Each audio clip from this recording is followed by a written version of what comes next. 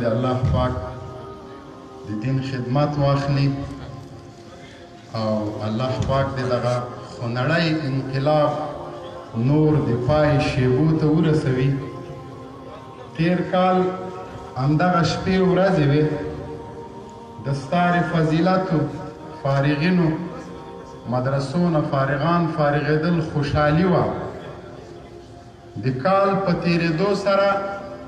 اکثر هغه علما زمونږ په څنګ کې نشته، د جنګ ډګر ته لاړل، خونړي انقلاب وخوړل، د شهادت جام نوش که. په دغه شل کلن انقلاب کې یقیني چې خلکو قربانۍ ورکړلې، خو ډېرې درنې او قیمتي وینې د علماو په دې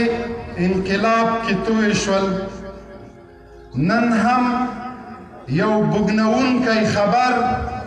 د ننګرهار ولایت د خوږیاڼو ولسوالۍ د ټټنګ له سیمې نه چې بېګا شپه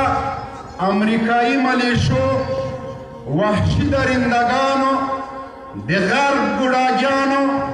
په یو مدرسه چاپه اچولې، د یو استاز په ګډون لس تنه د دین پتنګان په شهادت رسولي دي. هغه خلک چې جګړه بین الافغاني ګڼي زمونږ د مدرسو ورانول په کومه معنا، صلیبیان چې دلته د تروریزم د جګړې دپاره راغلي زمونږ د علماو په شهادت رسول په کوم جرم، هغه خلک چې جګړه بین الافغاني بولي د CIA ملیشې د غرب تالیسټي امریکایي کسلسان زمونږ د علماو د حافظانو وینې ولې تویوي. دلته جګړه بین الافغاني نه ده، جګړه د جماعت او د کلیسا ده، جګړه د عالم او د پاپ ده، جګړه د اسلام او د صلیب ده چې الحمدلله په درېیو ډګرونو کې دغه خونړی انقلاب د دغه جګړې فاتحین د افغانستان د اسلامي امارت اتلان دي. میډیا شل کاله زمونږ د ځوانانو په ذهنونو کې زهر شیندلي، علما یې د افغانانو دښمنان معرفي کړي، مدرسې د دې هېواد د ورانولو بنسټونه معرفي کړي چې هرګز داسې نه ده. دا چې نن میډیا انټرنیټي شوې ده، د هر سړي په جب کې موبایل ده، رسنیو ته لاسرسی لري، په حقایقو باندې پوه شوي دي. ملا افغانستان نه ده وران کړی، ملا عراق نه ده وران کړی، ملا سوریه نه ده ورانه کړې، ملا په نړۍ کې په میلیونونه مسلمانان یا کفار نه دي وژلي. جګړه صلیب شروع کړې، د صلیب لنډغرو شروع کړې، کلیسا شروع کړې، پاپانو شروع کړی، نړۍ د باروتو په لامبو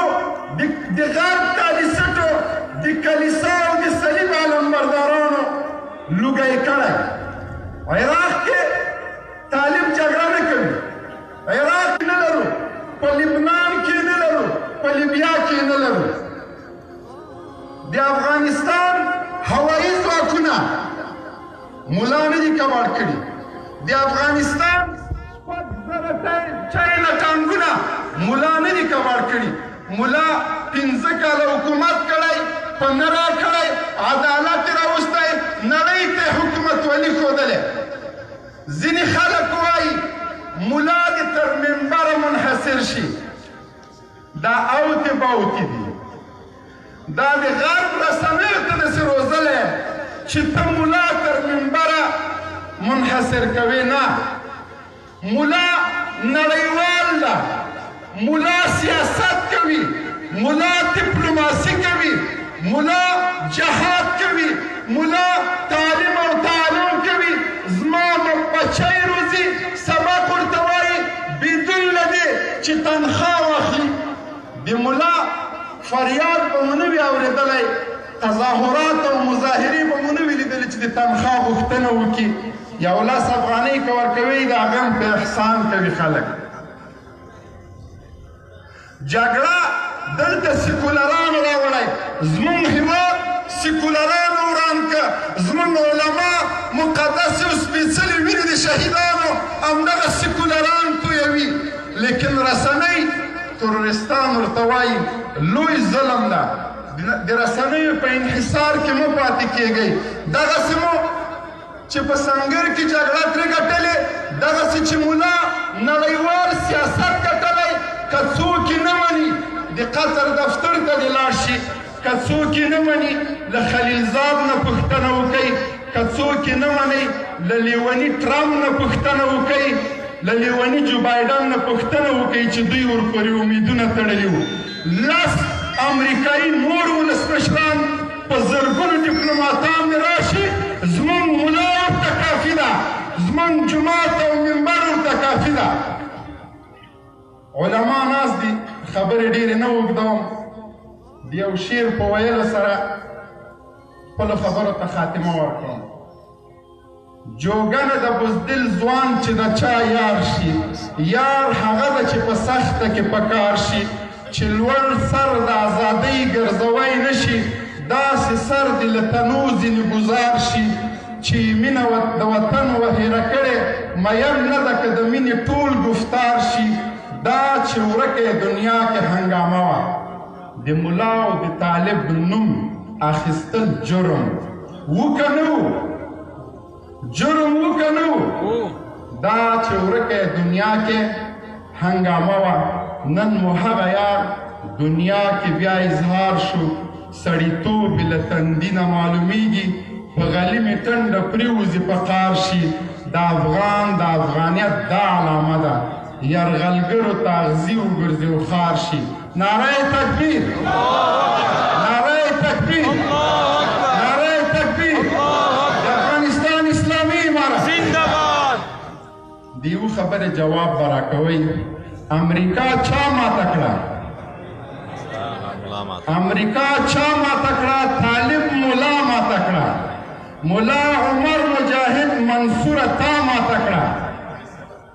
امریکا چا ماته کړه امریکا چا ماته کړه دغه افتخار مو واسطه جزاک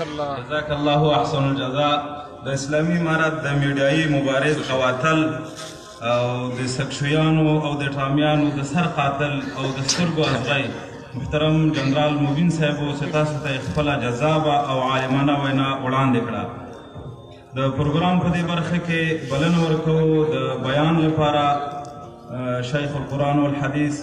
سلطان محمد ثاقب صاحب ته چې هغه سټیج مخې ته تشریف